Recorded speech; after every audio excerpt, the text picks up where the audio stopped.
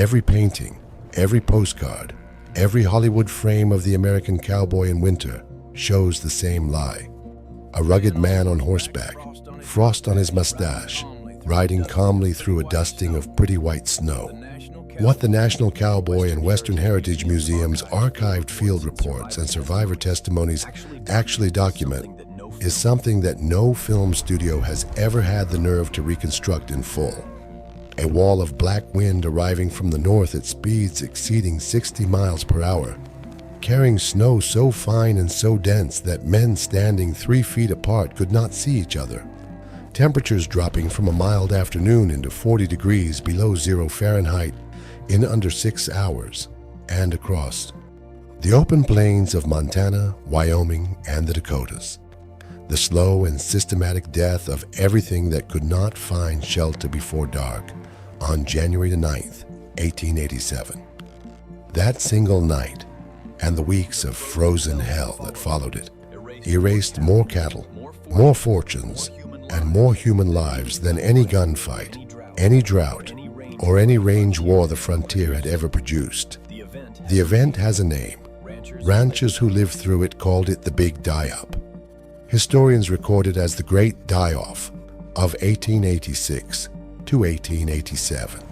And in this video, you will discover the specific chemical and physical reasons why ordinary human bodies failed in those temperatures, even inside shelters built to survive them. The invisible disaster that had been accumulating all summer long before a single snowflake fell. The mathematical reason why losing 50% of a herd in one night was actually the optimistic outcome for most ranchers, and the single watercolor painting made by a working cowboy on a scrap of cardboard that communicated the scale of the catastrophe to the outside world more effectively than any government report ever written. That last detail will permanently change the way you look at a piece of art the next time you visit a museum in Montana. To understand what happened in January of 1887, you first need to understand the specific trap that the summer of 1886 had already built across the entire northern range. The Great Plains cattle industry of the 1880s operated on a model that economists today would recognize immediately as a bubble. According to records analyzed by historians at the University of Montana, the number of cattle grazing on the open ranges of Montana alone had increased from roughly 250,000 head in 1880 to an estimated 664,000 head by 1886. The mathematics of that expansion contained its own destruction. The carrying capacity of the range, the actual quantity of grass that the land could sustain without permanent damage, had been calculated by experienced ranchers at somewhere between 1 and 2 animals per 10 acres. By the summer of 1886, the density on certain sections of the northern range had reached 5 times that figure. The grass that remained after a summer of record drought and overgrazing was thin, dry, and nutritionally depleted. Cattle entering the autumn of 1886 were already weakened, their fat reserves dangerously below normal, their immune systems compromised by months of inadequate forage. The range was a continental mousetrap already loaded. All it required was the right winter. The winter of 1886 obliged with a precision that seemed almost calculated. Temperatures began falling in November, earlier than usual, and by December, a series of moderate blizzards had already exhausted the food supplies that smaller operations had stored for emergency feeding. Then came January 9th. According to accounts preserved in the collections of the Montana Historical Society, the morning of that day began deceptively. Temperatures hovered around 10 degrees above 0 Fahrenheit, which for January on the northern plains was almost comfortable. Cowboys rode out for routine checks without additional preparation. By early afternoon, a sound reached the range that experienced men learned to dread above almost any other. A low, sustained roar from the northwest, not wind yet, but the pressure change that preceded it. Within 2 hours, the temperature had fallen 30 degrees. Within 4 hours, the full blizzard had arrived. Could you navigate your own property in complete darkness at minus 40 degrees in wind that erased every landmark you had memorized over years? Because that is precisely the situation hundreds of cowboys found themselves in on the night of January 9th. And the specific physics of what that cold does to a human body explains why so many of them did not find their way back. The medical reality of extreme cold exposure documented in frontier-era military and civilian records describes a process that moves in distinct and treacherous stages. At temperatures around -20 Fahrenheit, exposed skin experiences frostbite in under 30 minutes. The extremities, fingers, toes, nose, and ears begin to lose sensation. The dangerous deception here, as field surgeons documented after the Dakota Campaign of 1876, is that the loss of pain actually feels like relief. Men who had been suffering from the burning agony of early frostbite reported a pleasant warmth settling over their hands and feet just before the tissue began to die. In the second stage, the body's core temperature begins to drop. Judgment deteriorates before physical coordination does, which is the critical medical fact that killed an unknown number of cowboys that winter. A man making rational decisions would dismount, find any shelter, build any fire, and stay there. A man in early hypothermia would convince himself he could make it back to the bunkhouse, remount a panicking horse, and ride in the wrong direction with complete confidence until his muscles stopped responding to commands he could no longer formulate clearly. The clothing available to a working cowboy in 1886 was not designed for these temperatures. Records from frontier outfitters in Miles City, Montana, show that a standard winter outfit consisted of wool long underwear, a flannel shirt, canvas or denim trousers, a wool Mackinaw coat, leather gloves with wool liners, and a broad-brimmed felt hat. That ensemble was adequate for temperatures between 20 above and 10 below 0 Fahrenheit with moderate wind. It was catastrophically inadequate for -40 with 60-mile-per-hour gusts. The specific failure point was convective heat loss. Wind strips the thin layer of warmed air that sits against the skin under clothing at a rate that increases with the square of wind speed, not linearly. Doubling the wind speed quadruples the rate of heat loss. The buffalo coats and heavy fur gear that would have provided genuine protection were expensive, cumbersome, and largely absent from the wardrobes of working cowboys who could not afford them and could not work in them on normal days. The ranching economy had built an entire labor force optimized for mild winters and had handed that labor force the coldest winter in recorded regional history. If you have ever wondered why so many frontier graves from the winter of 1887 were found in spring within sight of shelter, the answer is the second stage of hypothermia and a set of work clothes designed for a different season. But the human death toll, as devastating as it was, represented only the most visible fraction of the disaster unfolding across the range that night. The cattle were dying by the thousands per hour, and the mechanism of their death was one that experienced ranchers understood and were powerless to prevent. Cattle in a blizzard do not stand still and freeze, they drift. The instinct of a bovine herd in a severe winter storm is to move away from the wind, which means moving south and east on the northern plains, and to keep moving as long as the animal has the physical strength to place one hoof in front of the other. Under normal circumstances on an open range, a drifting herd would eventually find a coulee, a river valley, or a stand of timber where the wind dropped and the animals could huddle together and survive. The winter of 1887 had introduced a new variable that made the old survival strategy lethal: the barbed wire fence. The fencing of the open range had accelerated dramatically in the early 1880s. By 1886, wire fences divided sections of land across the northern plains that had been open corridor only 5 years earlier. A drifting herd, moving south in front of a blizzard, would walk until it hit a fence line. Then, instead of finding shelter, the herd would press against the wire, animals piling against each other, the weakest going down first under the weight of the animals behind them. The fence that a rancher had installed to define his property became the wall against which his investment died. Accounts from the spring roundup of 1887, documented by the Montana Stock Growers Association, describe fence lines buried under drifts of dead cattle stacked 4 and 5 bodies deep, stretching for miles across the landscape. The wire itself, embedded in the frozen mass, had to be cut free section by section before it could be salvaged. The financial mathematics of that mortality rate were immediate and absolute. A rancher who had borrowed heavily to stock his range in the boom years of the early 1880s, as the majority of large operators had, was servicing debt calculated against the value of living cattle. A 60% mortality rate did not mean a 60% financial loss. It meant total insolvency.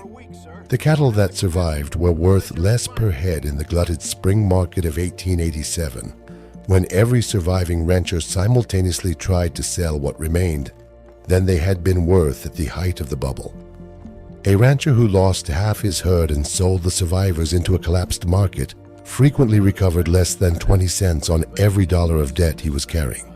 Do you know how many of the largest cattle operations on the northern range never filed another tax return after the spring of 1887?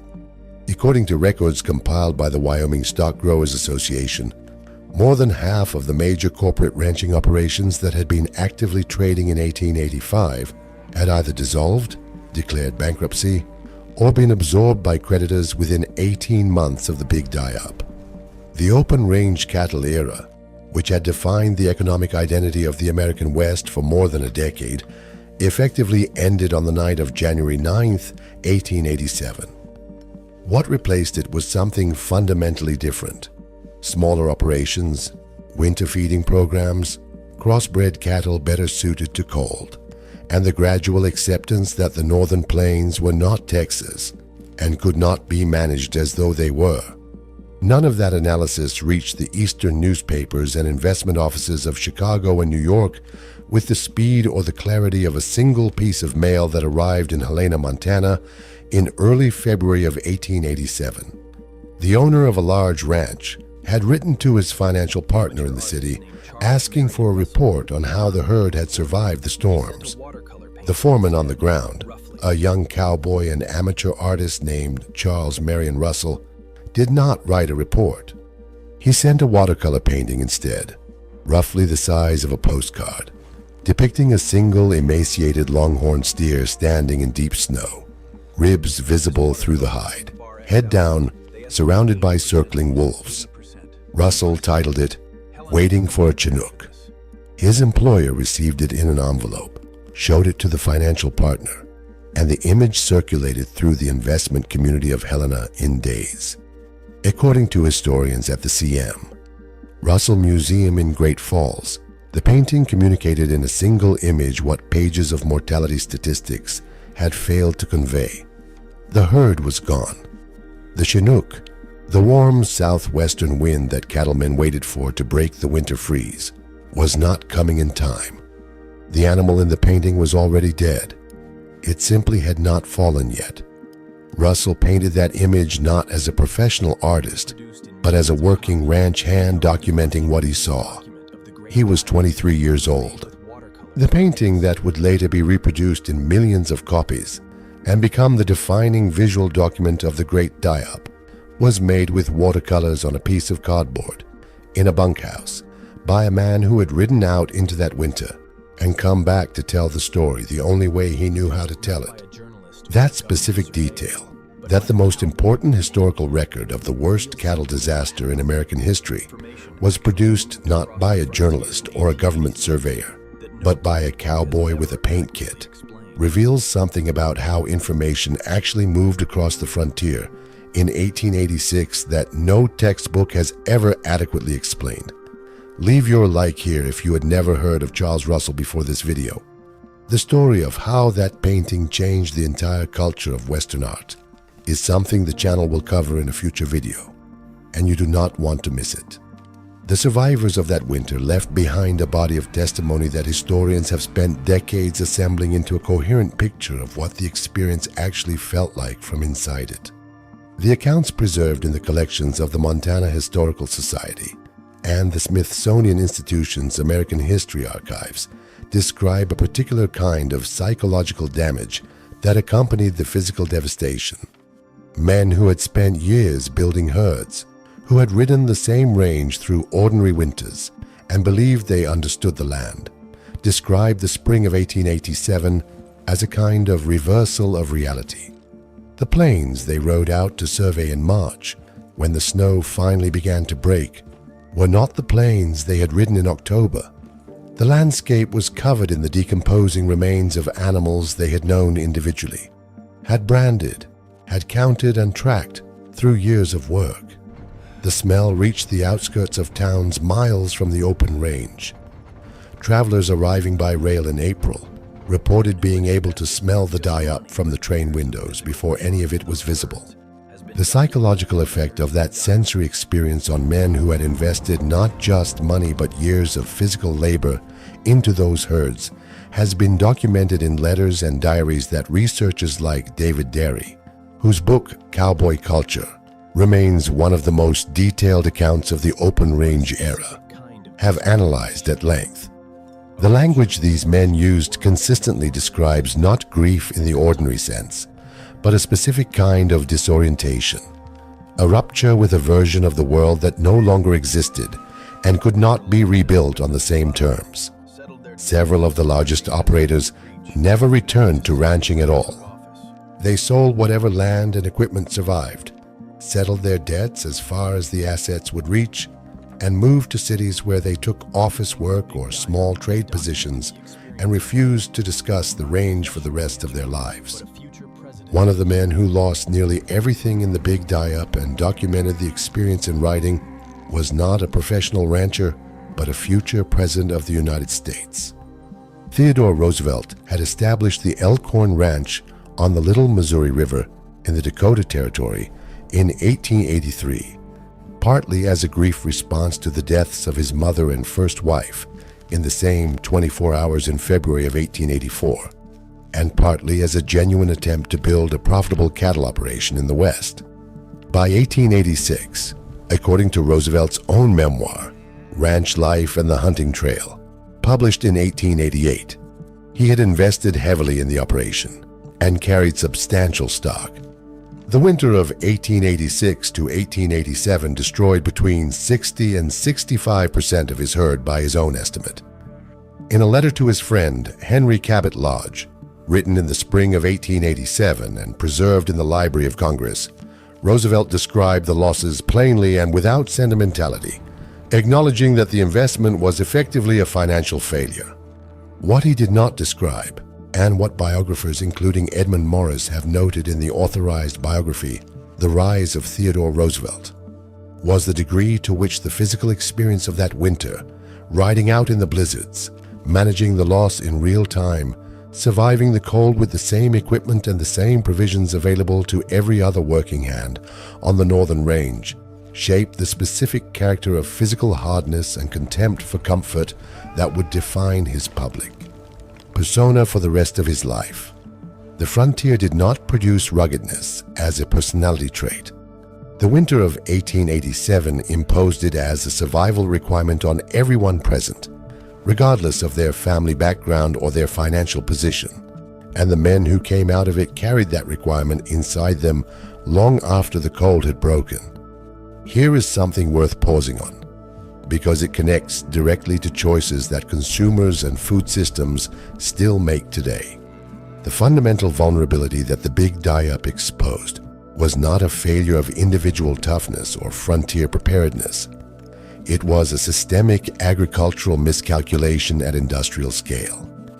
The open-range cattle industry of the 1880s had expanded production at a rate that the biological carrying capacity of the land could not sustain, had priced risk out of its financial models by assuming that historical weather patterns would hold, and had built an entire labor and infrastructure system optimized for a set of conditions that were not guaranteed to continue. When conditions changed, the system had no buffer. Every efficiency that had made the boom years profitable, the elimination of winter feeding costs, the absence of shelter infrastructure, The maximum stocking densities on open range became a direct cause of the crash. The specific lesson that the Northern Range ranchers drew from 1887 was not immediately generalized to other industries or other scales. But the pattern it represents, the extraction of short-term efficiency from a natural system by eliminating the redundancies that make it resilient, is one that agricultural historians like Donald Worster, in his landmark study Dust Bowl, The Southern Plains in the 1930s, have traced forward across successive decades of American land use. The Dust Bowl of the 1930s followed the same logic on a different timeline. The vulnerability was the same, only the specific mechanism of collapse was different. If you watched this video thinking it was about one bad winter on the frontier and came out the other side thinking about something larger than that, that is exactly what this channel is designed to do. Leave a comment below telling us whether you already knew about the big die-up or whether this was entirely new history for you. That conversation in the comments tells us which lost chapters of real American history we need to rebuild next. The winter broke slowly across the northern plains through February and March of 1887. The Chinook finally arrived, not in time to save the herds but in time to reveal what was left of them. The spring roundup of 1887 became a survey of ruin, riders moving across a landscape that smelled of death and looked like the aftermath of a war that had been fought entirely in silence, under snow, by animals that had no understanding of what was happening to them or why. By the time the accounting was complete, estimates compiled from the records of the major stock growers associations suggested that the Northern Range had lost between 50 and 90% of its cattle, depending on the specific region and the altitude of the range. Some individual operations had lost everything, not most of their herd, everything. The open range era that had defined the American cattle industry since the end of the Civil War was over. It did not end with a legal change or a policy decision or a market shift. It ended on a single night in January, in a blizzard that nobody had prepared for, on a range that had been overstocked all summer by an industry that believed the West was limitless, and that nature was a resource rather than a system with its own terms. The cowboys who survived it went back to work the following season, because work was what there was. The ranchers who survived it rebuilt smaller, stored more feed, built more shelter, and bred different cattle. Charles Russell kept painting. Theodore Roosevelt went into politics, and the northern plains slowly, over years, grew grass again over the fence lines where the cattle had piled up and died, and the wire was eventually pulled out and restrung, and a new kind of ranching replaced the one that the winter of 1887 had ended. But the bones stayed in the ground, and in dry years, when the topsoil thins and the grass pulls back, you can still find them in certain coulees and along certain fence lines in Montana and Wyoming, half a century of sediment above them, the physical record of one night in January that the open range never recovered from. If this video showed you a version of the frontier that the textbooks and the films never bothered to reconstruct, leave your like. It costs nothing, and it tells the algorithm that real history is worth surfacing. Subscribe so you do not miss the next chapter, and click on the screen now to watch how the cattle towns of Dodge City and Abilene were actually built, and who actually controlled them when the trail drives arrived in spring. The answer is not who the movies told you it was.